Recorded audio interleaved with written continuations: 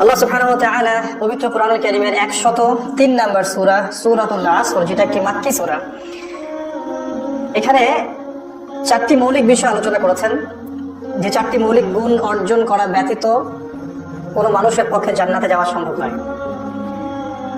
আর এই চারটি মৌলিক গুণ যদি আমরা অর্জন করতে ব্যর্থ হই, তাহলে কোনো সন্দেহ নাই যে আমরা ক্ষতিগ্রস্ত হব। আল্লাহ যখন বলেন যে তোমরা ক্ষতিগ্রস্ত হবে, তার মানে আমরা জাহান্নামে যাব, ইচ্ছাই হোক আর অনিচ্ছাই হোক। আল্লাহ রাব্বুল আলামিন এই সূরাটার মধ্যে বলছেন ওয়াল আসরি, সময়ের কসম, ইন্নাল ইনসানা লাফি খুসর। ইন্না মানে নিশ্চয়ই, আল ইনসান মানে মানুষ, পুরো মানব জাতি, লাফি মানে অবশ্যই, মধ্যে, খুসর মানে ক্ষতি, নিশ্চয়ই মানুষ অবশ্যই ক্ষতির মধ্যে নিমজ্জিত আছে। ইল্লাল্লাযীনা আমানু, তবে তারা ব্যতীত যারা ঈমান এনেছে, ওয়া আমিলুস সালিহাত, এবং সৎ আমল সম্পাদন করেছে, ওয়া তাওয়াসাউ বিল হাক্কি, পরস্পরকে সত্যের উপদেশ দিয়েছে, ওয়া তাওয়াসাউ বিস সাবর, এবং পরস্পরকে ধৈর্যের উপদেশ দিয়েছে। এই চারটি গুণ অর্জন না করলে পুরো মানব জাতি ক্ষতির মধ্যে আছে। ঈমান, আমলে সালেহ, হকের উপদেশ, হকের দাওয়াত, সবর বা ধৈর্য। আমরা সংক্ষিপ্ত আকারে সূরাটাকে ব্যাখ্যা করার চেষ্টা করছি। আল্লাহ রাব্বুল আলামিন প্রথমে সময়ের কসম করেছেন। আল্লাহ সুবহানাহু ওয়া তাআলা অনর্থক কোনো কিছুর কসম করবেন না, এটাই স্বাভাবিক। আল্লাহ পাক যে বিষয়ের কসম করেন সেটা নিঃসন্দেহে খুবই গুরুত্বপূর্ণ একটা বিষয়। আর পবিত্র কোরআনে আল্লাহ পাক অনেক বিষয়ের কসম করেছেন, যেমন ওয়াতিন, জুমুর ফলের কসম, ওয়া জাইতুন, জাইতুনের কসম, ওয়া তুরি সিনিন, তুর পাহাড়ের কসম, সিনাই উপত্যকার কসম, ওয়া হাদাল বালাদিল আমিন, এই পবিত্র নগরী মক্কার কসম। আল্লাহ পাক অনেক কসম করেছেন, ওয়া শামসি, সূর্যের কসম, ওয়া দুহাহা, সূর্যের কিরণের কসম, ওয়াল লাইলি, রাতের কসম। এরকম অনেক কসম আল্লাহ পাক কোরআনে করেছেন। আল্লাহ রাব্বুল আলামিন যখন কোনো বিষয়ের শপথ করছেন, কসম করছেন, আমাদেরকে বুঝে নিতে হবে সেই বিষয়টা আমাদের জন্য অত্যন্ত গুরুত্বপূর্ণ। এখানে একটা বিষয় বলে রাখি যে আল্লাহ রাব্বুল আলামিন তার সৃষ্টির নামে কসম করেন, কিন্তু সৃষ্টি মানে আমরা যারা সৃষ্টি, আমাদের জন্য আল্লাহ ছাড়া অন্য কারো নামে কসম করা জায়েজ নাই। যদি কসম করতেই হয় আল্লাহর নামেই কসম করতে হবে।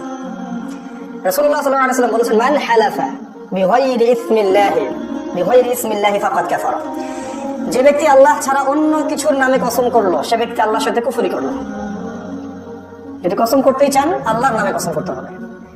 এই যে আমরা কথায় কথায় বলি মাটির কসম, আগুনের কসম, বজ্র শপথ, অগ্নি শপথ, কথাগুলো আমরা বলি, মিডিয়ার মাধ্যমে কথাগুলো ছড়িয়ে দেওয়া হয়েছে, এগুলো কুফরি কথা। অজান্তে বললে হয়তো আল্লাহ পাক মাফ করতেও পারেন, জেনে শুনে কুফরি করলে সম্ভাবনা বেশি যে আল্লাহ পাক ক্ষমা করবেন না। যদি তওবা করে ফিরে আসে সেটা আলাদা বিষয়। আল্লাহ পাক সময়ের কসম করে আমাদেরকে বোঝাতে চাচ্ছেন মোটামুটি ভাবে তিনটা জিনিস। একটা হচ্ছে এই সময় আপনার জীবনের সবচেয়ে মূল্যবান বিষয়। একটা করে দিন রাত চলে যাচ্ছে, তার মানে হচ্ছে আমাদের হায়াতের যে গাছ আছে সেই গাছ থেকে একটা করে পাতা ঝরে পড়ছে।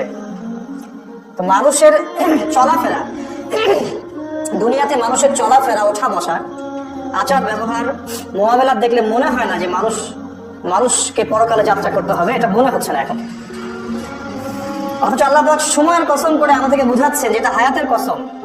আমাদের হায়াত আস্তে আস্তে আস্তে আস্তে চলে যাচ্ছে, আমরা বেখবর। ছোটবেলা থেকে শুরু করে আমাদের স্ট্রাগল শুরু হয়। স্কুল পড়বেন, কলেজ পড়বেন, ইউনিভার্সিটি পড়বেন, চাকরি বাকরি করবেন, বিয়ে শাদী করবেন, ব্যবসা বাণিজ্য করবেন, শেষ বয়সে গিয়ে হজ করে সব পাপ মাফ করিয়ে নেবেন। এই হচ্ছে আমাদের একটা কমন একটা ফিলোসফি, আর কি দর্শন। ইবলিসের এটা দর্শন, সে মানুষকে সময় সম্পর্কে গাফেল করে রাখে। একটু চিন্তা করেন ঠান্ডা মাথায়, ধরে নেন যে আল্লাহ পাক আপনাকে 50 বছর আয়ু দিয়েছেন, ধরে নেন কথার কথা। এখন আপনার বয়স 30 বছর বা 40 বছর, কাগজে কলমে হিসাব হচ্ছে আপনার হায়াত বাকি আছে 10 বছর। এই 10 বছরের মধ্যে আপনি 2-3 বছর হয়তো গল্প গুজব করে নষ্ট করবেন, খাওয়া দাওয়ায় সময় নষ্ট করবেন, বাথরুমে সময় নষ্ট করবেন, আপনি বিভিন্ন কাজে ব্যস্ত থাকবেন। কতটুকু সময় আপনি আল্লাহর জন্য বরাদ্দ রাখলেন? এটা কিন্তু বাড়বেও না আর কমবেও না। এই যে হিসেবগুলো আমাদের করা উচিত। তাহলে আমাদের প্ল্যান থাকা উচিত যে আমরা এই 10 বছর কি করব। 2021 সালে আমার প্ল্যান কি, 21 সালে আমি দিনের জন্য কি করতে চাই, 22 সালে আমি আরো কতটুকু আগাতে যাচ্ছি, 23 সালে আমার পরিকল্পনা কি, 24-25, এভাবে করে আমার পরিকল্পনাটা কি, ব্যক্তিগত আধ্যাত্মিকত্ব অর্জন করা, পারিবারিক মূল্যবোধ, সামাজিক দাওয়া, ইসলামের ঐক্য, ইসলামের মধ্যে দাওয়াত, জিহাদ, এই বিষয়ে আমার পরিকল্পনাটা কি। এই কাগজে কলমে হিসেবটা যদি আমরা করতে ব্যর্থ হই, তাহলে আল্লাহ পাক ওই যে সূরা আনআমে বলেছেন সূরা আরাফের মধ্যে আছে এটা 179 নম্বর আয়াতে, উলাইকা কাল আনআম, এরা হচ্ছে গবাদি পশুর মতো, বাল হুম আদাল, বরং তার চেয়ে ওরা নিকৃষ্ট, উলাইকা হুমুল গাফিলুন, এরা হচ্ছে গাফেল, গাফেল, তাদের পরিণতি সম্পর্কে অজ্ঞ, গাফেল। কারা এরা? আল্লাহ পাক বলছেন লাহুম কুলুবুন লা ইয়াফকাহুনা বিহা, হৃদয় ছিল উপলব্ধি করতো না, ওয়া লাহুম আযানুন লা ইয়াসমাউনা বিহা, কান দিয়েছিলাম শুনতো না, ওয়া লাহুম আ'য়ুনুন লা ইউবসিরুনা বিহা, চোখ দিয়েছিলাম চোখ দিয়ে দেখতো না। উলাইকা কাল আনআম, এরা গবাদি পশুর মতো, বাল হুম আদাল, এরা হচ্ছে তার চেয়ে নিকৃষ্ট, ওয়া উলাইকা হুমুল গাফিলুন, এরা গাফেল। এদেরকে দিয়ে আল্লাহ পাক জাহান্নাম পূর্ণ করবেন বলেছেন, ওয়া লাকাদ যারা'না লিজাহান্নামা কাসীরাম মিনাল জিন্নি ওয়াল ইনস, প্রচুর মানুষ এবং জিন দিয়ে আমি জাহান্নাম পূর্ণ করব এই গাফেল সম্প্রদায়কে দিয়ে। তো সময় সম্পর্কে যদি আমরা সচেতন না থাকি তাহলে আমরাও গাফেলদের অন্তর্ভুক্ত হব, কোনো সন্দেহ নাই। তাই আমাদের সবার উচিত লাইফস্টাইলটাকে চেঞ্জ করা এবং লাইফের শিডিউল, প্ল্যান, পরিকল্পনা করা, যে আমার হায়াত কতটুকু বাকি থাকতে পারে। একটা ধরে নিলাম অ্যাপ্রক্সিমেটলি এই উম্মার গড় আয়ু 60 বছর, এবার হিসাব করে আগান। আরেকটা বিষয় আল্লাহ পাক সময়ের কসম করে আমাদেরকে বোঝাতে যাচ্ছেন, সেটা হচ্ছে যে স্পেশালি আমরা যারা শেষ জামানার মানুষ, আমরা যারা উম্মতে মুহাম্মাদী শেষ জামানার মানুষ, রাসূলুল্লাহ সাল্লাল্লাহু আলাইহি ওয়াসাল্লামের ইন্তেকাল থেকে নিয়ে এখন পর্যন্ত প্রায় 1400 বছর পার হয়ে গেছে। তো এই 1400 বছর পরের আমরা যারা মানুষ, এই যে মানুষগুলো আছে আমরা শেষ জামানার মানুষরা, তারা সবচেয়ে বেশি ক্ষতির মধ্যে থাকবে। কারণ সময় যত গড়াবে দুনিয়াতে ফিতনা ফাসাদ তত বেশি আসতে থাকবে। আপনি যদি কোরআন এবং হাদিস থেকে শেষ জামানার আলামত গুলো পড়াশোনা করেন, দেখবেন যে 90 থেকে 95% আলামত আমরা দু চোখ দিয়ে দেখতে পাচ্ছি। এখন উঁচু উঁচু বিল্ডিং, সমাজের সমস্ত মানুষ সুদ খাচ্ছে, ব্যাপক হারে মানুষ জিনা করছে, ব্যভিচার করছে, পরকীয়া করছে, ধর্ষণ হচ্ছে, ঘুষ খাচ্ছে, দুর্নীতি করছে, খুন হচ্ছে, হত্যা হচ্ছে, রাহাজানি হচ্ছে, মুসলিমদেরকে হত্যা করা হচ্ছে, ইসলামী খেলাফা উঠে যাচ্ছে, আল্লাহ বিরোধী আইন শাসন বাস্তবায়ন হচ্ছে। এমন কোন সাইন বা আলামত আমরা দেখি না কোরআন হাদিস থেকে যেটা এই জামানায় আসলে বাস্তবায়িত হয়নি, যেগুলো শেষ জামানার সাইন। ওইটা নিয়ে আলাদা কথা হবে ইনশাআল্লাহ রাতের বেলা। তো শেষ জামানায় আমরা যারা বাস করছি আমাদের জন্য সময়টা আরো বেশি সংকীর্ণ, কারণ এই জামানাতেই মাসিহুদ দাজ্জালের ফিতনা বের হবে। আর দাজ্জাল সম্পর্কে নবী সাল্লাল্লাহু আলাইহি ওয়াসাল্লাম বলেছেন এ হচ্ছে ইতিহাসের সবচেয়ে বড় ফিতনা। তার মানে শেষ জামানার যে মানুষগুলো আছে এরা সবচেয়ে বেশি ক্ষতির মধ্যে থাকবে। আরেকটা বিষয় আল্লাহ পাক বোঝাতে চাচ্ছেন, সেটা হচ্ছে যে সময়কে আল্লাহ রাব্বুল আলামিন শপথ করে হিস্ট্রি বা ইতিহাসকে যাচাই করতে বলছেন। একটু খেয়াল করে দেখেন, আদম আলাইহিস সালাম থেকে শুরু করে কিয়ামত পর্যন্ত যুগে যুগে যারাই আল্লাহ, তার রাসূল, তার কিতাব এগুলোর বিরোধিতা করেছে, এগুলোর সাথে শত্রুতা করেছে, এগুলোকে দমন পীড়ন করার চেষ্টা করেছে, হক থেকে দূরে থেকেছে, আল্লাহ পাক কাউকে ছাড় দেননি। আল্লাহ পাক সবাইকে সমূলে ধ্বংস করেছে। ওই নূহ আলাইহিস সালামের দিকে তাকিয়ে দেখেন, ধ্বংস, তার কওমকে প্লাবন দিয়ে ধ্বংস করা হলো। আদ জাতির দিকে তাকান, সুঠাম দেহের অধিকারী সবাই আল্লাহ পাক ঝড় দিয়ে ধ্বংস করে দিলেন। সামুদ জাতি, তারাও সুঠাম দেহী, আল্লাহ পাক বজ্রপাত দিয়ে প্রচন্ড শব্দ দিয়ে ধ্বংস করে দিলেন। কওমে লূত সমকামী, আল্লাহ পাক পুরো জমিনটাকে তুলে আবার নিচে ধসিয়ে দিলেন। শুআয়বের কওম আলাইহিস সালাম, তার কওমকে আল্লাহ পাক ভূমিকম্প দিয়ে ধ্বংস করলেন। ফিরআউনের কওম, আল্লাহ পাক তাকে পানিতে ডুবিয়ে মারলেন। একটা একটা করে এক্সাম্পল দেখেন হিস্ট্রিতে, যারাই আল্লাহ এবং তার রাসূল এবং ইসলামের বিরোধিতা করেছে আল্লাহ পাক কাউকে বাদ রাখেন নাই, সবাইকে ধ্বংস করেছে। তাই এই যুগেও যারা ইসলাম, কোরআন এবং সুন্নাহর বিরোধিতা করবে আল্লাহ পাক এদেরকে ছাড় দিবেন না ইনশাআল্লাহ, কাউকে আল্লাহ পাক ছাড় দিবেন না। আল্লাহ পাক সূরা বনী ইসরাঈলের মধ্যে বলেছেন, ওয়া ইন মিন ক্বরিয়াতিন ইল্লা নাহনু মুহলিকুহা ক্বাবলা ইয়াউমিল কিয়ামাহ, কিয়ামতের আগেই এমন কোন জালেম জনপদ নেই যাদেরকে আমি আল্লাহ ধ্বংস করব না। আও মুআযযিবুহা আযাবান শাদীদা, অথবা তাদেরকে প্রচন্ড শাস্তি না দিচ্ছি। কানা যালিকা ফিল কিতাবি মাসতুরা, আর এটা অনেক আগেই কিতাবে লেখা হয়ে গেছে, মানে তাকদীরের যে কিতাব লাউহে মাহফুজ সেখানে লেখা হয়ে গেছে অলরেডি। আমরা এই যুগের আবু জেহেল যারা আছে, এই যুগের যারা ফিরআউন, এই যুগের যারা নমরুদ, তাদেরকে সতর্ক করব। আল্লাহ পাক সময়ের কসম করে তাদেরকে সতর্ক করেছেন। প্রত্যেক যুগে যুগে আল্লাহর সুন্নাহ, ওয়ালান তাজিদা লিসুন্নাতিল্লাহি তাহওয়িলা, আল্লাহর সুন্নাতের মধ্যে কোনো ব্যত্যয় আপনি দেখতে পারবেন না। আর যুগে যুগে যারাই আল্লাহ, তার রাসূল এবং ইসলামের আনুগত্য স্বীকার করেছে, মন থেকে মেনে নিয়েছে, মুখে স্বীকৃতি দিয়েছে এবং আমল করেছে, আল্লাহর দিন প্রতিষ্ঠার জন্য সংগ্রাম করেছে, আল্লাহ পাক তাদেরকে জান্নাত দান করেছে। দুনিয়াতে তাদের হয়তো পরিণতি আপাত দৃষ্টিতে ভালো মনে হচ্ছে না, দুনিয়াতে ওরা মার খাচ্ছে, দুনিয়াতে অনেক স্ট্রাগল করতে হচ্ছে, অনেক সমস্যা ফেস করতে হচ্ছে, বাট ইনশাআল্লাহ তাআলা তারা পরকালে জান্নাতি হবে ইনশাআল্লাহ। এই হলো সহজ সরল সমাধান। আল্লাহ পাক সময়ের কসম করে একটা বার্তা দিচ্ছেন আপনাকে আমাকে, সেটা হলো ইন্নাল ইনসানা লাফি খুসর, নিঃসন্দেহে পুরো মানব জাতি ক্ষতির মধ্যে আছে। এই ক্ষতিটা কেমন? এই ক্ষতিটা আসলে দুই রকম, ক্ষতিটা দু প্রকার। একটা হচ্ছে দুনিয়াবী ক্ষতি, আর একটা হচ্ছে পরকালের ক্ষতি। পরকালের ক্ষতি তো আমরা বুঝতে পারি মাশাআল্লাহ মোটামুটি, যে মানুষকে এবং জিনকে হিসেবের সম্মুখীন হতে হবে, তাদের জান্নাত জাহান্নামের ফয়সালা হবে, মানুষের মৃত্যু হবে, কবরে প্রশ্ন হবে, আবার হাসরের মাঠে আবার 5টা প্রশ্ন হবে, আবার মিজানের ব্যাপার আছে, পুলসিরাতের ব্যাপার আছে, জাহান্নামকে টেনে আনা হবে, কত সমস্যা, এগুলো পরকালীন ক্ষতি। কিন্তু বাই দ্য ওয়ে মানুষের চলাফেরা দেখলে মনে হয় না যে মানুষকে এগুলো ফেস করতে হবে। আমাদের চলাফেরা দেখলে মনে হয় না যে আমাদের সামনে এগুলো অপেক্ষা করছে। সুবহানাল্লাহ। আসলে আমরা দুনিয়ার মোহে এতটাই গাফেল হয়ে আছি, শয়তান আমাদেরকে এমন ভাবে ভুলিয়ে দিয়েছে বিষয়গুলা, আমরা এগুলো ভুলে থাকতে চাই। খেয়াল করে দেখবেন, একটা সময় ছিল যখন কবরস্থানগুলোকে মসজিদের আশপাশে রাখা হতো। এখন দেখবেন সমাজে কবরস্থান থাকে সমাজের অন্য একটা প্রান্তে, যেখানে আপনি বছরে হয়তো একদিনও যাবেন না। প্রতিদিন মানুষ নামাজে যাবে আসবে, সে কবরস্থানের পাশ দিয়ে যাবে, দেখবে আমাকে মৃত্যুবরণ করতে হবে। এটা ছিল রাসূলের সুন্নাহ। এখনো দেখেন নববীর পাশে বাকিউল গারকাত মদিনার নববী মসজিদের পাশে আছে। তো এই গডলেস সভ্যতা, যে পশ্চিমা সভ্যতা এবং এই যে সেকুলার যারা সোসাইটি আছে, এরা মানুষকে পরকাল থেকে দূরে রাখতে চায়। এরা চায় না মানুষ পরকালীন জীবন নিয়ে চিন্তা করুক। কারণ যদি কোনো মানুষ পরকাল নিয়ে চিন্তা করে এবং তার আল্লাহর সামনে দাঁড়াতে হবে, জবাবদিহিতা করতে হবে, এই বিষয়গুলোকে নিয়ে যদি চিন্তা ভাবনা করে, তাহলে তার পক্ষে পাপ করা সম্ভব না, বা করলেও ইনশাআল্লাহ সে আল্লাহর কাছে ফিরে আসবে তওবা করতে। এই জন্য গডলেস এই সভ্যতা এবং সেকুলার এই সভ্যতা, তারা চায় আমরা যেন আল্লাহ থেকে দূরে থাকি, পরকাল সম্পর্কে চিন্তা ভাবনা না করি, খালি দুনিয়া দুনিয়া আর দুনিয়া। আল্লাহর কাছে দুনিয়ার মূল্য কতটুকু? একটা মাছের দানার চেয়েও কম। একটা হাদিস এসেছে, যদি আল্লাহর কাছে এই দুনিয়ার মূল্য হতে একটা মাছের দানার সমানো, তাহলে আল্লাহ পাক কোনো কাফের মুশরিককে এক ঢোক পানি খেতে দিতেন না। আল্লাহ পাক বলেছেন প্রত্যেক মানুষ ক্ষতির মধ্যে আছে। একটা ক্ষতি পরকালীন ক্ষতি, একটা হচ্ছে ইহকালীন ক্ষতি। ইহকালীন ক্ষতিটা কেমন? ইহকালীন ক্ষতিটা এমন, একটু খেয়াল করে দেখেন যে আমাদের জীবনের যতগুলো সেক্টর আছে, ব্যক্তি জীবন, পারিবারিক জীবন, আপনার সামাজিক জীবন, আপনার অর্থনৈতিক জীবন বা পলিটিক্যাল লাইফ বা রাষ্ট্রীয় জীবন, প্রত্যেকটা জীবন আপনি দিকে তাকাবেন, দেখবেন প্রতিটা সমস্যার মূল কেন্দ্র হচ্ছে মানুষ। কোন সমস্যা আল্লাহ পাক আসমান থেকে নাজিল করে দেন না, এর দলিল কোরআনে আছে। আল্লাহ পাক নাজিল করেন শাস্তি, সমস্যা নয়। যখন উম্মাহ কথা শুনে না, আল্লাহ পাক শায়েস্তা করার জন্য শাস্তি দেন, ওইটা আলাদা জিনিস। প্রবলেমের রুট এটা হচ্ছে মানুষ। সূরা রাদের মধ্যে আছে, একটা হচ্ছে সূরা রুমের মধ্যে আছে। সূরা রুমের সম্ভবত 34 নম্বর আয়াত কি 38 নম্বর আয়াতের দিকে খেয়াল করে দেখবেন, আমি একটু ভুল হতে পারি, কাছাকাছি হবে। আল্লাহ পাক বলেছেন যে যাহারাল ফাসাদু ফিল বাররি ওয়াল বাহরি বিমা কাসাবাত আইদিন নাস। মাশাআল্লাহ, আল্লাহ পাক বলেছেন জলে এবং স্থলে যত বিপর্যয় ছড়িয়ে পড়েছে, সব বিপর্যয় মানুষের হাতের কামাই। এটা আল্লাহর কথা।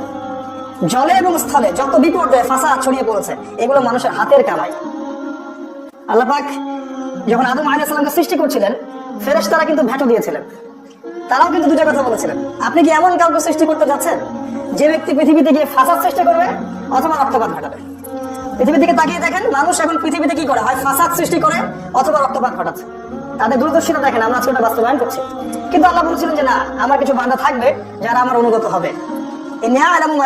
আমি যা জানি তোমরা সেটা জানো না, ওইটা আলাদা টপিক।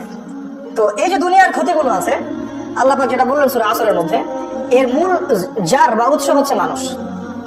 আমাদের ব্যক্তিগত জীবনের সমস্যা মানুষের পক্ষ থেকে আসছে, পরিবারের সমস্যা থেকে মানুষের মস্তিষ্ক প্রসূত সমস্যা, সমাজের সমস্যা, সমাজে আল্লাহর বিধান শাসন বাদ দিয়ে যখন মানুষের বিধান শাসন চাপিয়ে দিয়েছেন, তখন এক সমস্যা সৃষ্টি হয়েছে।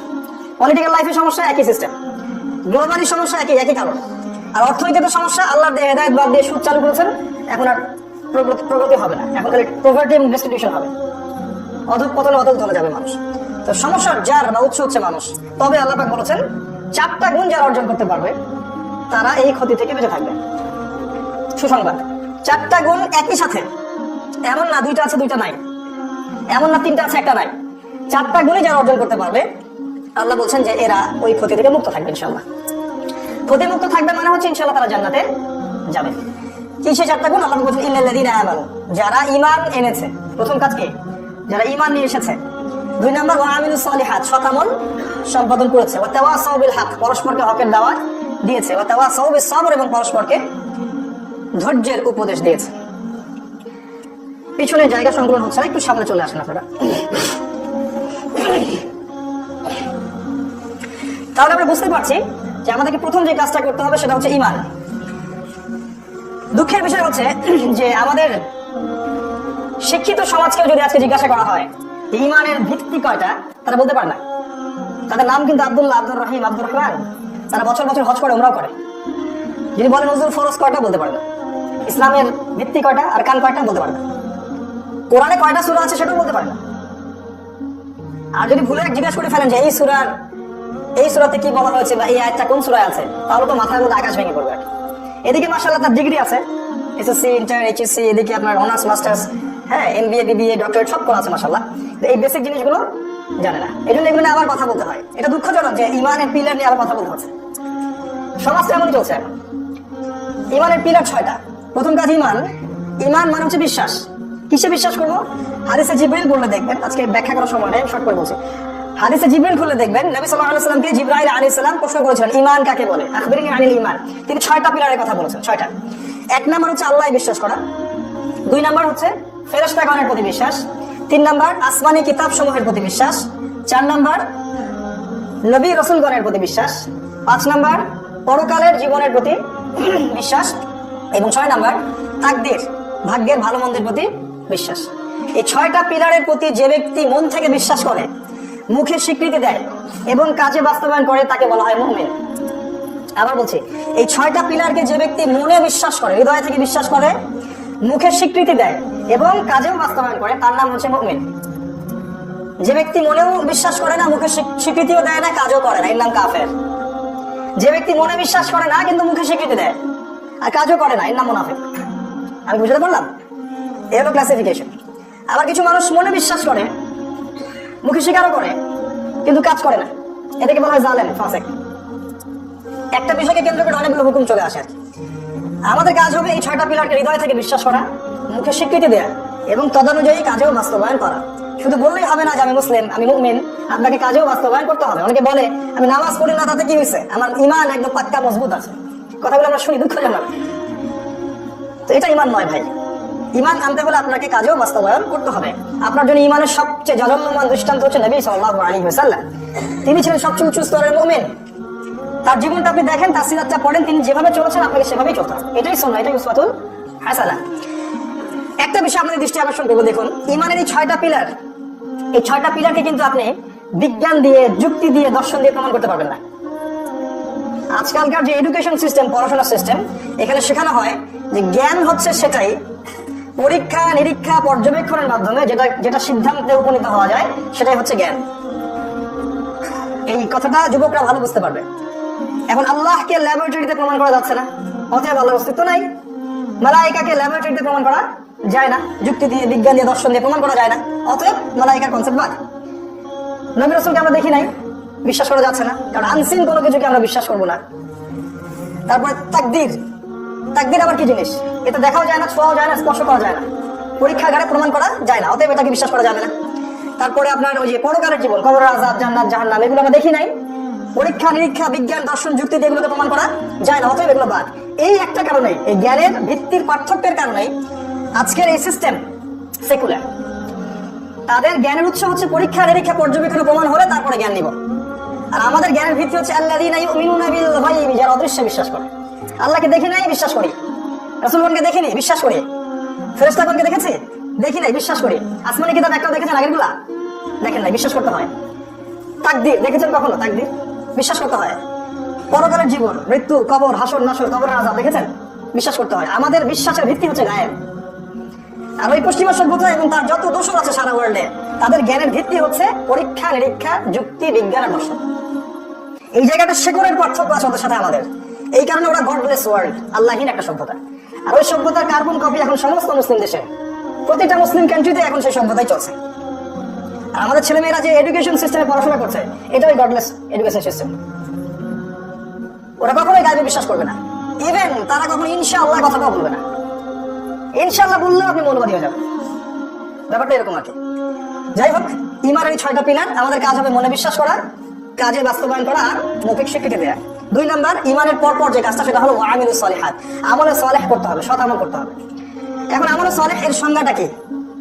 সহজ কথায় সংজ্ঞা হচ্ছে, আল্লাহ পাক তার পাক কালামের মধ্যে, কুরআনুল কারীমের মধ্যে এবং নবী সাল্লাল্লাহু আলাইহি ওয়াসাল্লাম হাদিসের কিতাবগুলোর মধ্যে যত ভালো কাজ করতে বলেছেন সবই আমলে সালেহ।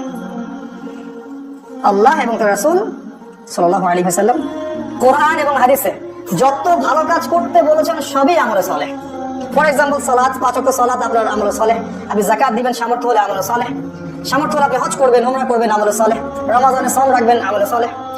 ইভেন আপনি আপনার স্ত্রীর সাথে হাসি মুখে কথা বলছেন বা তার সাথে আপনি যে মিলিত হচ্ছেন দোয়া পড়ে, সেটা আমল সালেহ। বাথরুমে ঢুকছেন দোয়া পড়ে, এটা আমল সালেহ। ঘুমাচ্ছেন বিসমিল্লাহি আল্লাহুম্মা বিসমিকা আমুতু বলে, এটাও আমল সালেহ। একজন মুমিন ভাইয়ের সাথে হাসি মুখে কথা বলছেন, সেটাও আমল সালেহ। আপনি জুমার নামাজ পড়তে আসছেন, প্রতি পদক্ষেপ ফেলে ফেলে আসলেন, এগুলো আমল সালেহ। মানে প্রতিটা কাজ, মুমিনের প্রত্যেকটা কাজ যদি সুন্নাহ মোতাবেক হয়, রাসূলের আদর্শ মোতাবেক হয়, প্রতিটা কাজই হচ্ছে আমল সালেহ। এটা নিয়ে আলাদা খুতবা দেওয়া যেতে পারে। তো সমস্যা অন্য জায়গায়। সমস্যা হচ্ছে আল্লাহ এবং তার রাসূল কোরআন এবং হাদিসে যত কাজ থেকে আমাদেরকে নিষেধ করেছেন, সেই কাজগুলো থেকে দূরে থাকাও কিন্তু আমল সালেহ। এই জায়গায় আমাদের সমস্যা। আমরা কাজ তো করতে চাই অনেক, কিন্তু নিষেধগুলো বর্জন করতে চাই না। খেয়াল করে দেখবেন, মাশাআল্লাহ 5 ওয়াক্ত নামাজ পড়ে আবার সুদ খায়, বছর বছর হজমরা করে আবার ঘুষও নিচ্ছে, দুর্নীতিও করছে, মানুষের সম্পত্তি আত্মসাৎ করছে, বোনের জমি দিচ্ছে না, পিতা মাতা খেয়াল রাখছে না, ভাইয়ের সাথে ভাই শত্রুতা, প্রতিবেশীর সাথে প্রতিবেশীর শত্রুতা। মানে আমরা কিন্তু নিষেধ ছাড়তে চাই না, আমরা আমল করতে চাই। আল্লাহ রাসূল যে আদেশ করেছেন আমল করতে চাই, মাশাআল্লাহ, এখানে কারো আপত্তি নাই, কিন্তু নিষেধ ছাড়তে চাই না। তাদের জন্য আল্লাহ আমাকে একটা সুসংবাদ দিয়েছেন। সূরা বাকারার মধ্যে আছে আয়াত নম্বর 85 এবং 86, আল্লাহ পাক বলেছেন আফাতুমিনুনা বিবা'দিল কিতাব ওয়া তাকফুরুনা বিবা'দ। তোমরা কি কোরআনের মানে শরীয়তের কিছু অংশকে মানো আর কিছু অংশকে মানো না? তোমরা কি কিতাবের কিছু অংশকে মানো আর কিছু অংশকে মানো না? ভালো কাজ করো, খারাপ কাজ ছাড়ো না। অনেকটা এমন, যারা এই কাজ করবে তাদের জাযা। ওয়া মা ইয়াফআল মিনকুম যালিক আফাতুমিনুনা বিবা'দিল কিতাব ওয়া তাকফুরুনা বিবা'দ ওয়া মা ইয়াফআলু যালিক, যে ব্যক্তি এই কাজগুলো করবে তার জাযা হচ্ছে ইল্লা খিজুন ফিল হায়াতিদ দুনিয়া, এই দুনিয়াতেই আল্লাহ পাক তাদেরকে লাঞ্ছিত করবেন। এটা শাস্তি, আল্লাহ পাক এই দুনিয়াতেই তাদেরকে লাঞ্ছিত করবেন। আমাদের এই লাঞ্ছনার মূল কারণ হচ্ছে আমরা কিতাবের কিছু অংশকে মানি, কিছু অংশকে মানি না। এটাই বাস্তবতা। আমরা নামাজ পড়তে চাই, সুদ ছাড়তে চাই না। আমরা যাকাত দিতে চাই, আমরা এদিকে ঘুষ ছাড়তে চাই না। আমরা রমজান মাসে রোজা রাখতে চাই, গীবত, তহমত, হিংসা বিদ্বেষ ছাড়তে চাই না। আমরা বছর বছর হজ উমরা করতে চাই, আল্লাহ পাকের শরিয়া বাস্তবায়ন করতে চাই না।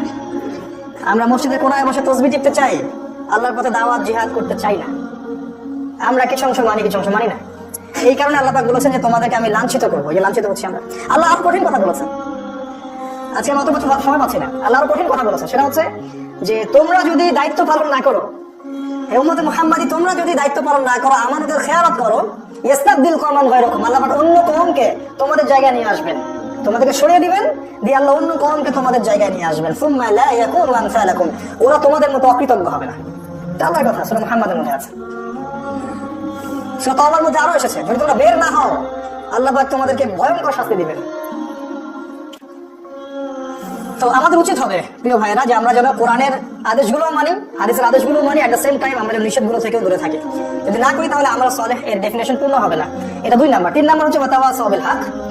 ঈমান এনেছি মাশাআল্লাহ, আমরা সালেহ করছি মাশাআল্লাহ, এখন হচ্ছে ওয়াতাওয়াসাউ বিল হক, পরস্পরকে হকের উপদেশ দেয়া, হকের দাওয়াত দেয়া।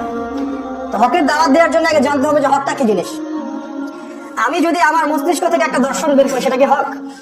আমি যদি আমার মস্তিষ্ক থেকে একটা মতবাদ বের করি, সেটাই কি হকের মানদণ্ড হবে? আমি যদি নিজের মন করে একটা সংবিধান রচনা করি, এটাই কি চূড়ান্ত হক? হকের সংজ্ঞাটা আসলে কি?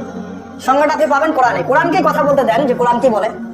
কোরআন বলেছে সূরাতুল কাহফের মধ্যে আয়াত নাম্বার 24 থেকে 29 এ পর্যন্ত পড়বেন। আল্লাহ পাক বলেছেন ওয়াকুলিল হাক্কু মির রাব্বিকুম, হে নবী আপনি বলে দিন যে হক সেটাই যেটা তোমার রবের পক্ষ থেকে নাজিল হয়। সুবহানাল্লাহ।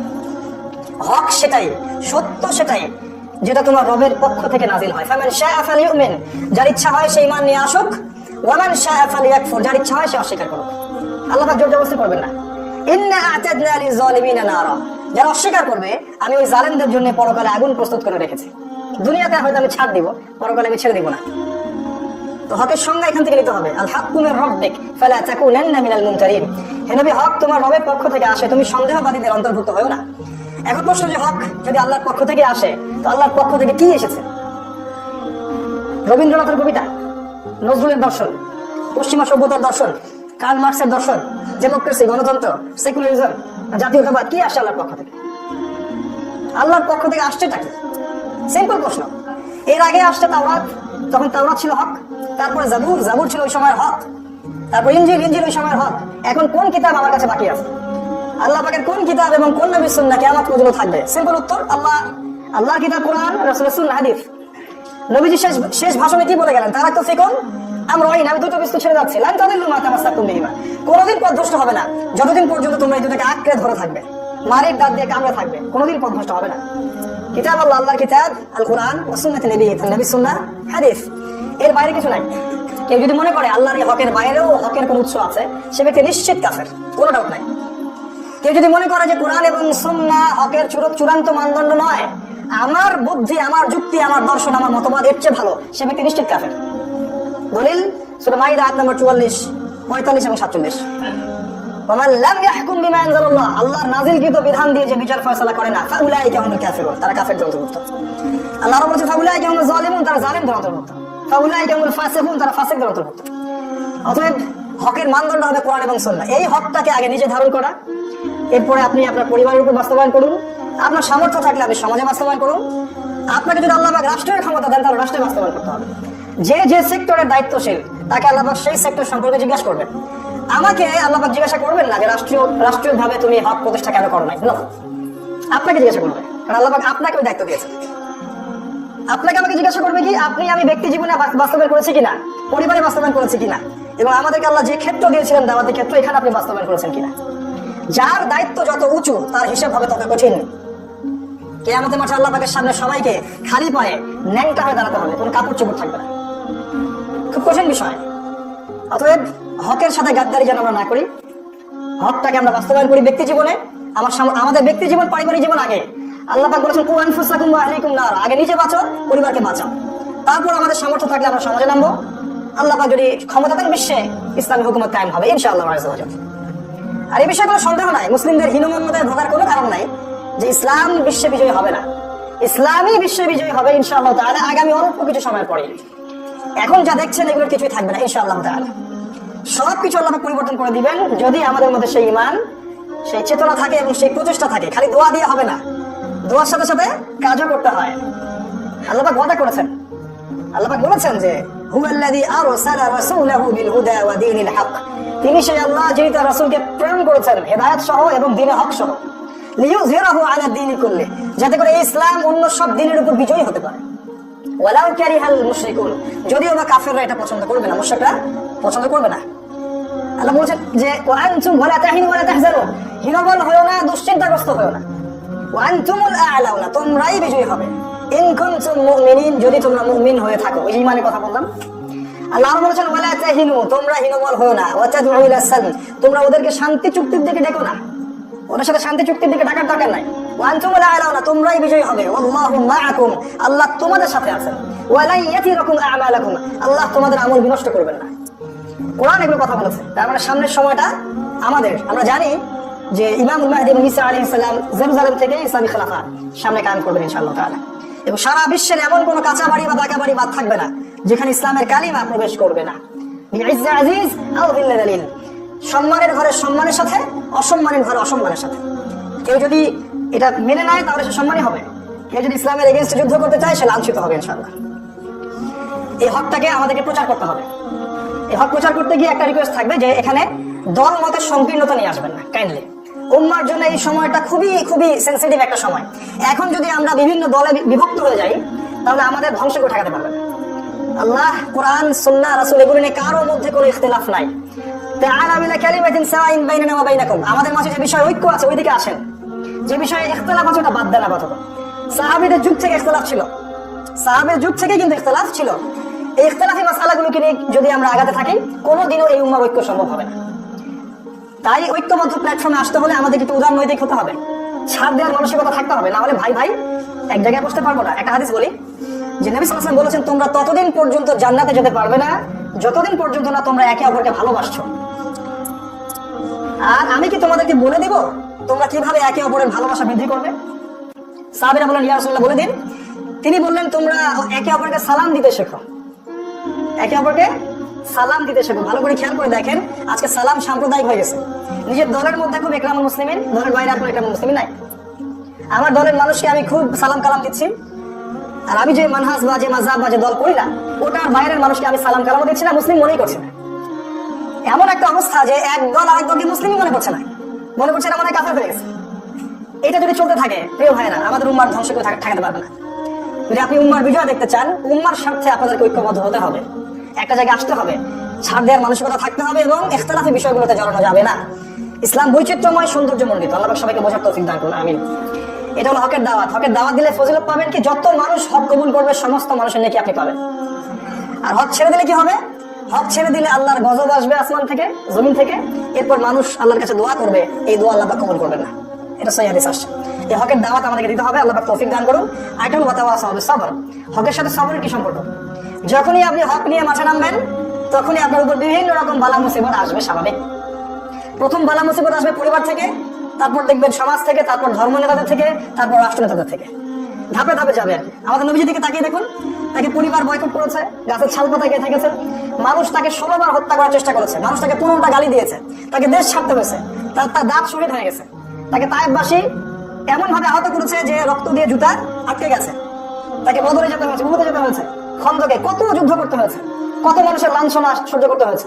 নিজের আপনজনরা, পরিবারের লোকরা, চাচারা, নিজের কম, নিজের সম্প্রদায় তাকে বের করে দিয়েছে। এটাই সুন্নাহ, এটাই সুন্নাহ। হকের পথে থাকলে এরকম বিপদ আপদ বালা মুসিবত আসবে, তখনই সবর করতে হবে। ইন্নাল্লাহা মা'আস সাবিরিন, আল্লাহ পাক সবরকারীদের সাথেই আছেন। ওয়ালা তাহিনু, তোমরা হীনবল হও না। ইন্নাল্লাহা মা'আস সাবিরিন, আল্লাহ পাক সবরকারীদের সাথেই আছেন। প্রত্যেক নবী রাসূলকে সবর করতে হয়েছে, রাসূল সাল্লাল্লাহু আলাইহি ওয়াসাল্লামকে করতে হয়েছে, এবং সাহাবায়ে কেরাম সবরের দৃষ্টান্ত রেখে গেছেন। তাই আজকেও যদি আমরা ঈমান নিয়ে আসি, আমল সালেহ করি এবং হকের দাওয়াত দেই, তখন বিভিন্ন রকম চাপ আসবে, তখন আপনাকে আমাকে সবর করতে হবে।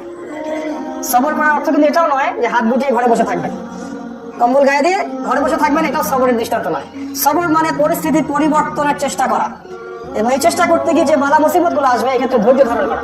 আল্লাহ পাক আমাদের সবাইকে ধৈর্য ধারণ করে তৌফিক দান করুন, আমিন। আজকের মতো আর লম্বা করছি না, তো সময় শেষ হয়ে গেছে। আমরা আল্লাহর কাছে দোয়া করছি, আল্লাহ পাক আমাদের প্রত্যেককে সূরা আসর থেকে মৌলিক শিক্ষা অর্জন করার তৌফিক দান করুন।